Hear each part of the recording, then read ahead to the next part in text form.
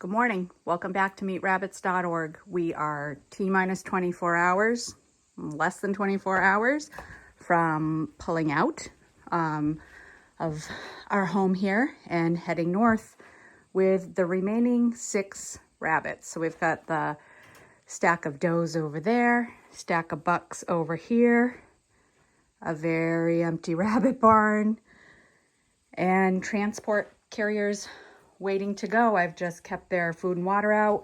As I mentioned in the other video, I've got some probiotics I've been putting in the water for the last week or so. Yesterday started adding the Vet RX just to give them a little immune and respiratory boost. I don't necessarily think they need it, but it can't hurt, and anything we can do to help is a good thing. So we also have a big mess of cleaned, ready, and waiting cages here. We've changed the trailer disposition of these a few times. We haven't loaded them yet, but we've changed our mind as to what trailers they were going on. So I did think we'd have these packed by now.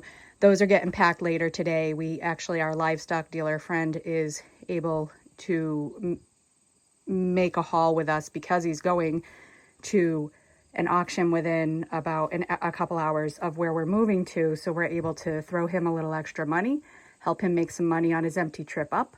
Works for us, works for him. It's going to be great. Gives us the extra space we need because, it's not feasible to break these cages down. So even though they're mostly empty airspace, they're a lot of area taking up in the transport. So that's going to work out really well. He'll come later and we will load up his trailer. He'll be able to take it up tomorrow, meet us up there.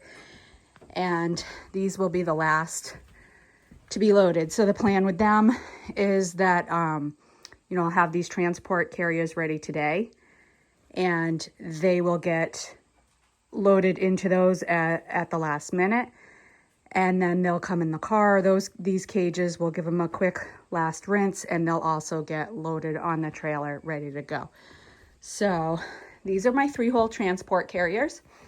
You can see I've set aside some of the smaller cups so that I can have a water dish in there for everybody. I'm not worried about food because they're going to be well fed before we go. They'll have all day to eat here today like normal. I'll pack it with hay. They'll be able to munch on that. It'll cushion their ride and they'll be all set. And then by tomorrow afternoon, they'll be out of there. We'll pop them back in cages, give them pellets and water, and we should be in good shape. I don't anticipate any real issues with that. I had considered moving them in the cages, but I really feel that this is the most secure environment for them. Even though it's a small environment, they're made for this. This is exactly what these are designed for. And it's actually better to have them with less space and ability to move and jump around, or get juggled around if we got to slam on the brakes or something like that. Because, traffic these days. So they'll be nice and safe in that. I'll keep the water cups with them so that when we stop at the rest stop or whatever, I'll give them some water. Like I said, water and some hay is going to do them just fine for the time of this move. The drive itself is about 5.5 hours. With loading, unloading, things like that, obviously it's going to be a little longer than that, but they're going to be just fine. They're going to be in the car where I can control the climate and the air so they won't get too hot.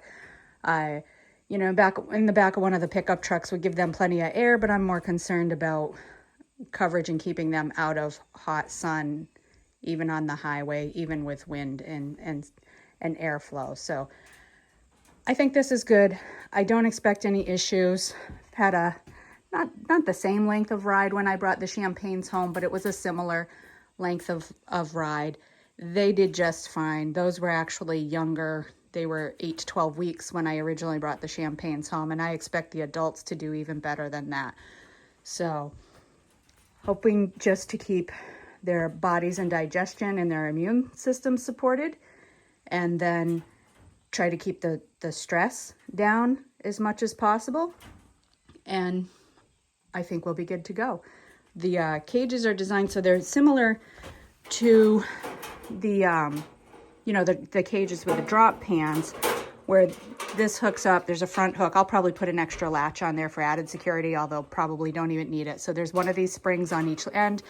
This lifts up. I'll be able to put some shavings in the bottom just to absorb, you know, urine and moisture and make sure that I don't have that slopping around my car. I do happen to have like some puppy pads in the house that I might put under these in my car just in case something does slop over. Just protect my car a little better. So that's it. We're getting ready. We're going up there, and then we will, you know, we'll talk more about where we've gone to, the differences in locations, and whether or not there is, I anticipate, too much of a difference in terms of raising, weather, climate.